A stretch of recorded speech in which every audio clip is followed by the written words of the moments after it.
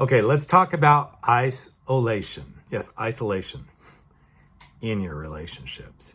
What? You're in a relationship and you feel isolated? Yeah, that's usually a good sign that the relationship is starting to crumble. If you feel isolated and alone in your relationship, oof, it's time to have some conversations with your man, right? So how do you have those conversations?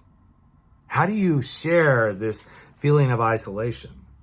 For some of us, raise my hand, I can bring up like, hey, I feel like my depression is kicking in.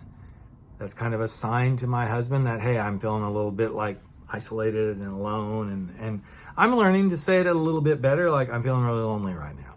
Now, here's the thing. Don't go putting that loneliness or isolation on the other person. Of course, there will be times that they're making you feel that way. But don't point the finger. Say, hey, I'm imagining that you're trying to make me feel isolated. I'm wondering if that's true. Okay, now there's a little bit of finger pointing there. But another way to do it is I'm feeling really isolated and alone, and I feel like you don't really want to be in this space with me. Is that true for you? So we're starting to learn how to communicate it. One of the greatest ways to talk about feeling isolated in your relationship is saying, you know what? I'm feeling really lonely right now, and it's kind of making me feel like maybe we need to have some conversations of why that's coming up for me. Could we have a conversation about that? Again, you're gently walking into this because, yes, guys, and some of you who are in relationships, it is very easy to start feeling isolated in your relationship. You don't feel connected. You don't feel like y'all are doing anything together. You got in a habit. You got in a routine. Well, what if you spark it up by simply sparking up the communication, or maybe sparking up the pleasure, or sparking up the fun, or sparking up the sex, or sparking up the simple being at peace with each other.